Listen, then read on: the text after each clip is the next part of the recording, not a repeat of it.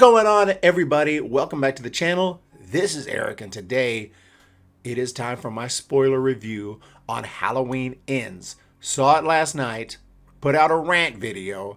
I was stunned by this movie. I did not see it this coming. I had low expectations, and I was thinking that the script was going to be bad, the humor was going to be bad. I expected some awesome Michael Myers kills, and I was just ready for another mediocre to crap movie, kind of like Halloween Kills and Halloween 2018, to be honest, and that at least the trilogy would kind of all feel like one trilogy and, just be in my opinion, a not a very good Halloween reboot, re-sequel, whatever, requel. I mean, it is supposed to be all following up the original, ignored all the rest, kind of the modern thing that lots of movie franchises are doing, and I just expected it to be mediocre, not that good at all, maybe the worst. I was hoping it was slightly better than Kills.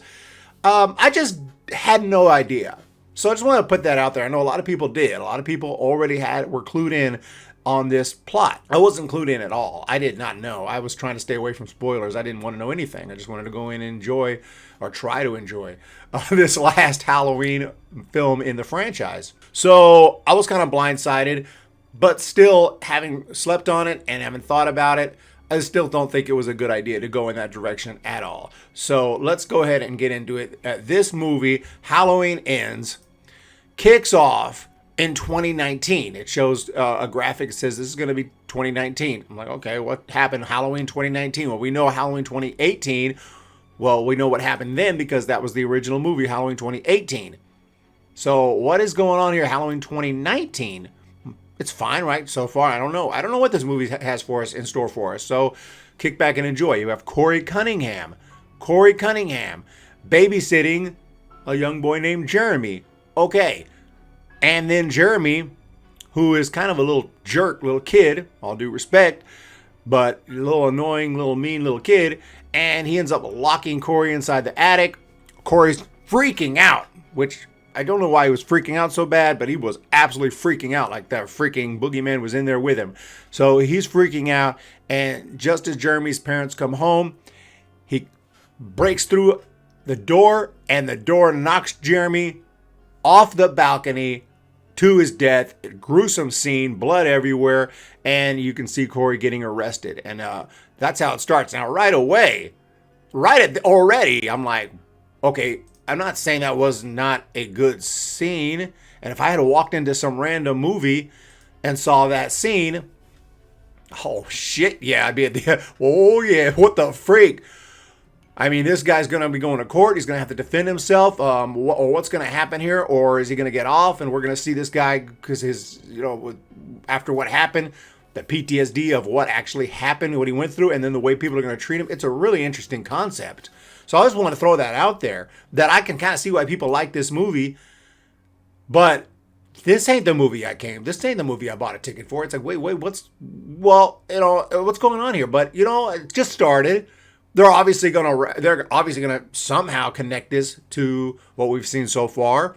It's an odd way to start the third movie in this Halloween trilogy. It's odd, but I'm not going to be mad yet. I'm not judging the movie yet. We're just getting going. But I will admit, even then, I'm like, that's interesting. That's weird. And then, double check my ticket at that point.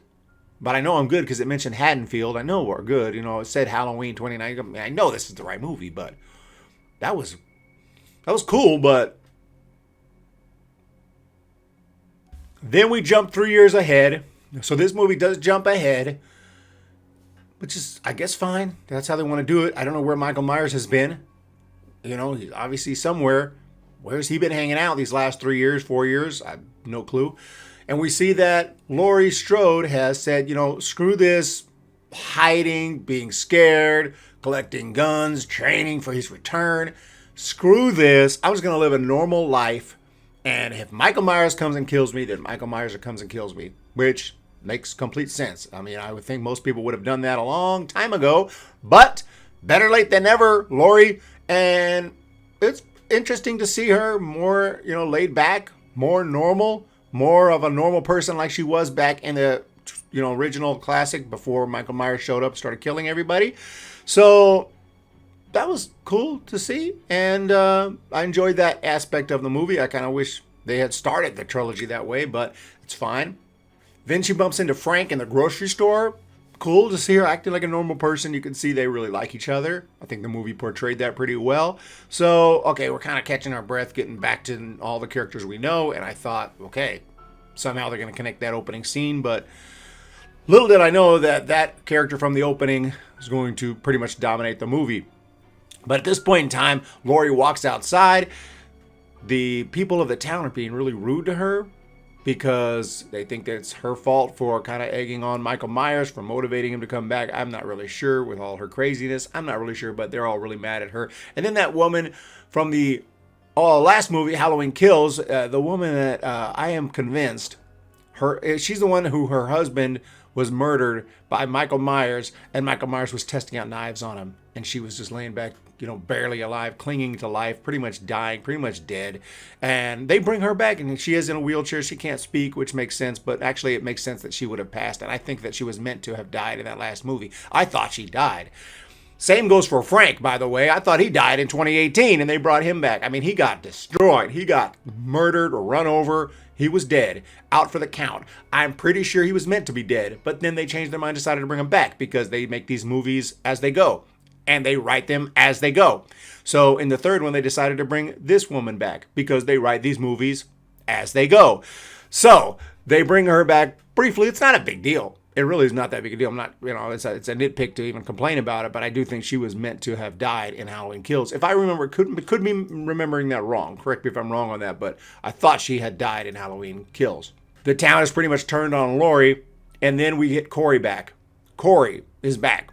Okay, so we obviously have a new character here that we're going to be following to some extent, and he's working at his uncle's junkyard.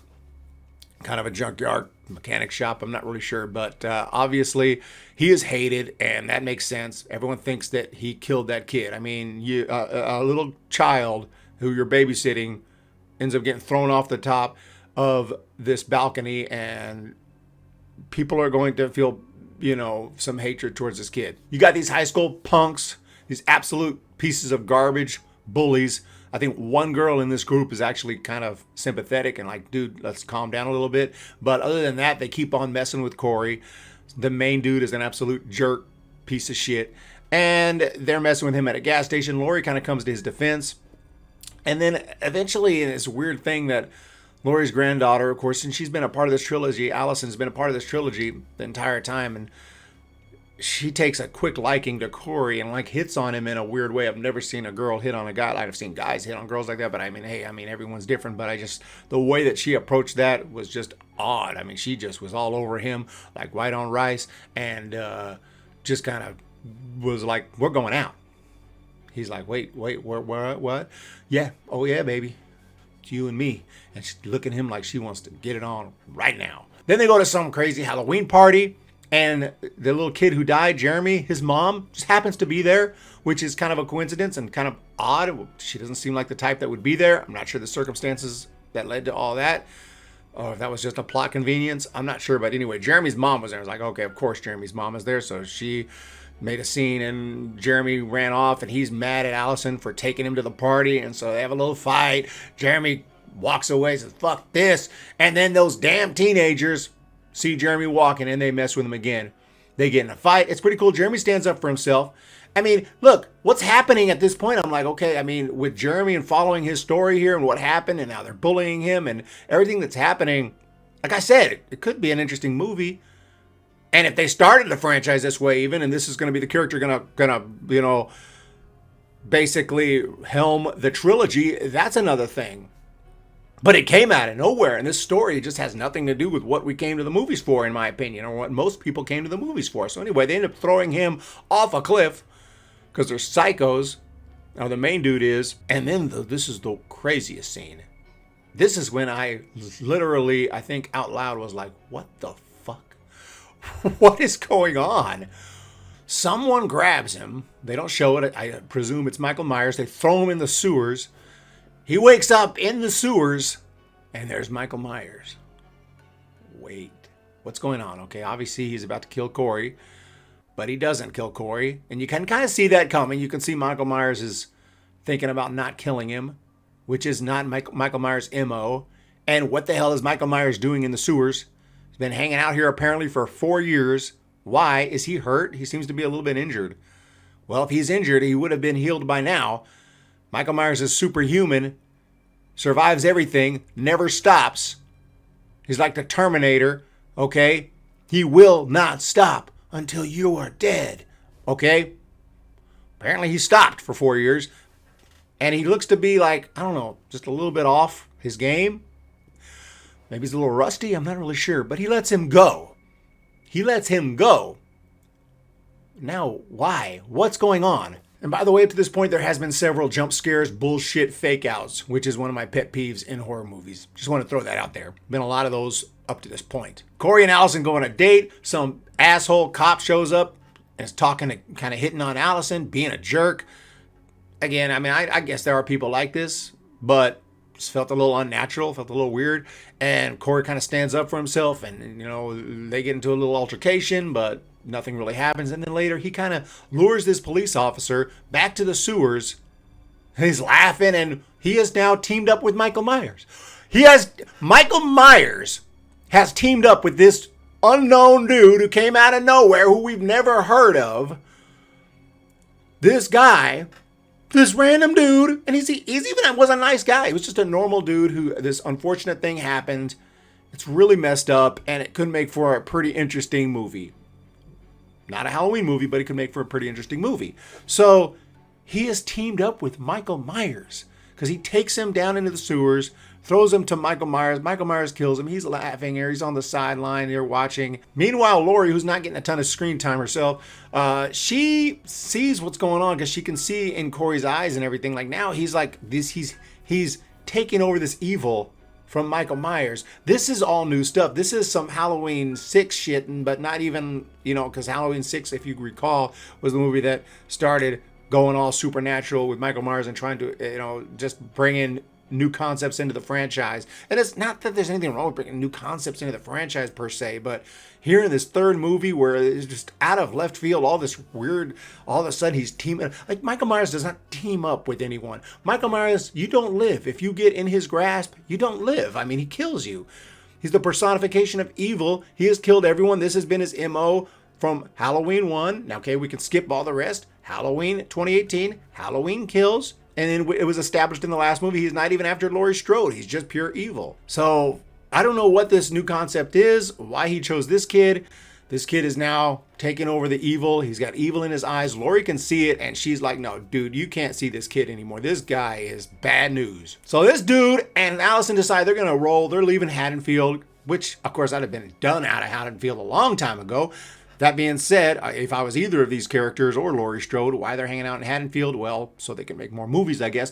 But anyway, this is the part in the movie that I said, this movie is pissing me off. Like, legitimately. I've been waiting. I've been trying to be patient. This is the point in the movie that homeboy here goes back to the sewers and kicks Michael Myers' ass and takes his mask. This ain't no Jason Bourne trained fucking assassin, in which case, hey, at least it would have been something interesting. Can a freaking trained assassin killer, one of the best, he is a human, he's not some kind of superhuman, could he take out Michael Myers? Ooh, that'd be a cool fight. No. This freaking kid, who is not a physically strong kid at all, he wears glasses. I mean, nothing wrong with wearing glasses. I'm just trying to portray this guy. Kind of looks like a nerd. I mean, all due respect, he just kind of looks like a nerdy kid.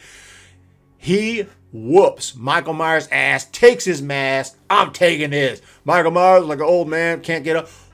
Whoa. Are you kidding me? This kid just whooped Michael Myers' ass and took his mask. Now Corey puts on the Michael Myers mask and goes on a killing spree. Now we get the kills that we came for, except they aren't from Michael Myers. They're from this kid who's out for revenge and pissed off. Yet Michael Myers is alive and in this movie and still in the sewers. Or now he's left the sewers and presumably is looking for this kid. I don't know what the fuck at this point. What is this movie? I mean, it is cool to see that. Is it cool to see Corey pissed off and take out these bullies? Yes, but even the one girl who was kind of cool, I thought he would maybe let her live. Nah, he killed that bitch. And it was like, wait, that was the one girl who was actually trying to, defend you and say, hey, calm down. But so I don't know what the point of that was. She was going to get killed anyway. Everyone got killed. And now he's basically taken over the personification of evil. He's got the mask on. Now, some could argue he kicked Michael Myers' ass because he was taking that personification of evil, so it was making him powerful. Argue what you want. This kid kicked Michael Myers' ass and took his mask. Michael Myers is a horror legend, icon. This kid whooped his ass without explanation, without building it up over a few movies. Kicked his ass, took his mask. I don't care. There's no excuse for that. And there are some stupid ass lines of dialogue in this movie as well. Not as bad as Halloween Kills, but okay. So he runs over that girl I mentioned who was actually kind of trying to defend him, trying to, be somewhat nice. And he runs her over and she's like trapped under a fence. She's not dead yet. And one of the other piece of shit teenage high school kids is, he asked her, are you okay? Are you okay? I don't remember. You're alive. She goes, no, I'm dead. And then she looks up and I guess, the guy's behind him or someone's coming up behind him with a weapon. Obviously, Corey's got some kind of weapon in the mask and she doesn't say, look out! No, anything. She goes, you're dead too. What a strange line. Who would say that? I just found that to be a strange line. Is that supposed to be cool? You're dead too. It's just a out of place line. That's nitpicky, but I'm just breaking down what I remember. At this point, Laurie looks like she's going to commit suicide. Apparently, this is supposed to somehow lure Corey, who's in the mask, to her, and she sees it coming. I don't know. This is just a strange scene. I don't know how that's supposed to lure anybody. I don't know. I don't know what the deal was, but she knew he was in the house, and then they get into a fight. She's got him down, wounded pretty bad, and then he takes the knife and goes, poof! Supposed to somehow frame her, which only works because then just as Allison is walking in, she does the same thing Corey did when he accidentally knocked that kid over the balcony and picks up the knife like this. Who the fuck does that? Who does that? If there's a huge accident and someone's hurt or killed and there's a knife on the ground, the last thing I would recommend you do is pick it up and do like this when people walk in. Allison walks in. Oh my God, looks at him. She realizes he's dead. We all realize he's dead. He just freaking, this knife went in like, deep. Blood is everywhere. Dude is dead. Now, I know he's got some personification of evil, but now Laurie starts crying. She goes in the corner. Everyone figures Corey's dead. Now Michael Myers comes back to get his mask back. So he's reaching down. He's trying to get the mask. And now suddenly Corey, not dead. Not dead. Like, what? I start laughing.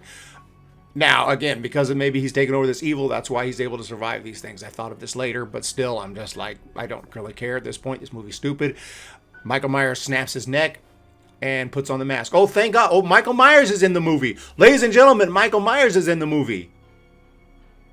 Hour and 40 minutes in, Michael Myers is in this movie.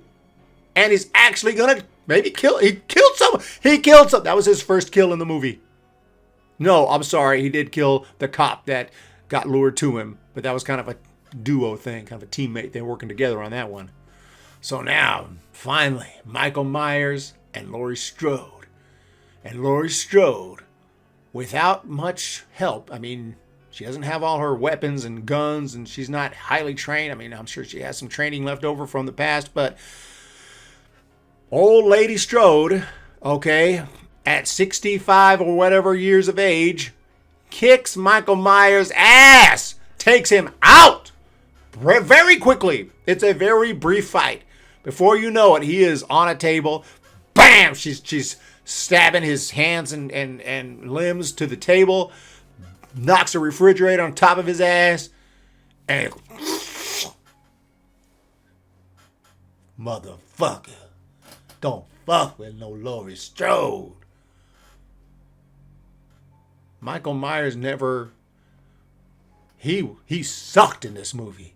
Michael Myers got his ass handed to him by a nerd and an old lady in this movie. Then the strangest thing. We ain't going to do the normal thing where you take a body, take it to the morgue. Fuck that. Okay, I get it. I do get that. But then the entire town shows up. Keep in mind, they ignored all the other movies. Halloween 2 never happened. The raid of the hospital never happened. Halloween 4 never happened. Halloween 5 never happened. Halloween 6 never happened. Halloween H2O never happened. Halloween Resurrection never happened. None of that stuff happened.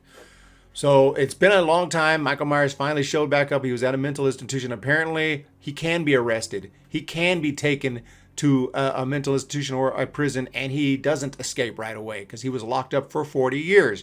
Just want to keep that in mind. Nevertheless, the entire township, and then, okay, if they're so scared he's alive, why are they, now they're lifting him up and they're picking him and they're taking him, like, it's a very odd, very strange scene. Everyone, like, knew what to do, like, they planned this out. Just a weird scene.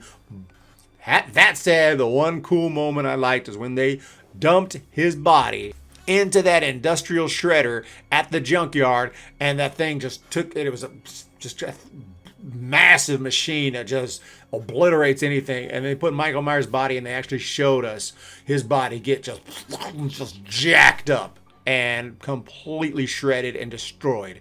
And it was like he ain't coming back from that. And there's no excuse to have him come back from that. And the weird thing is, though, this entire movie, I was also thinking to myself, like, are they setting up?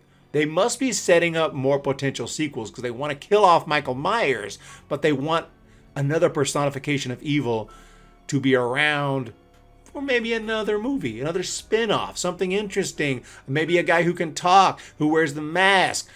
Do I like this idea? No, I don't.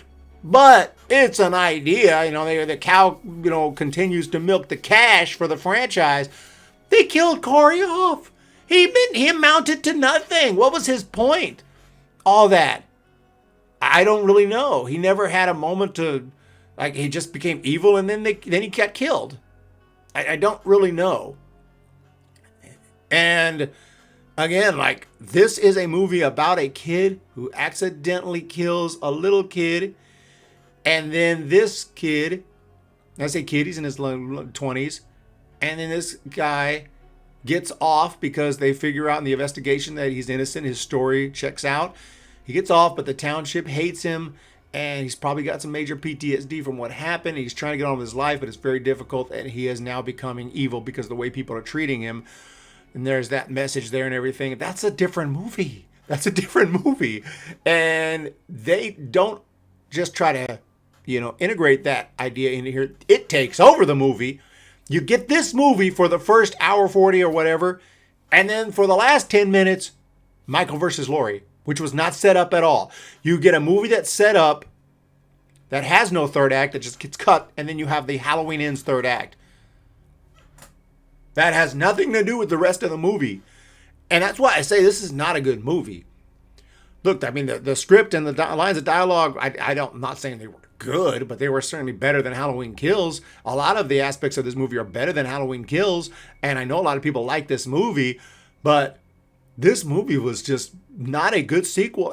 I'll stand by that. I mean, if you sit here and tell me this is a great sequel to the other two movies, I'm okay. I mean, you can have your opinion, but how?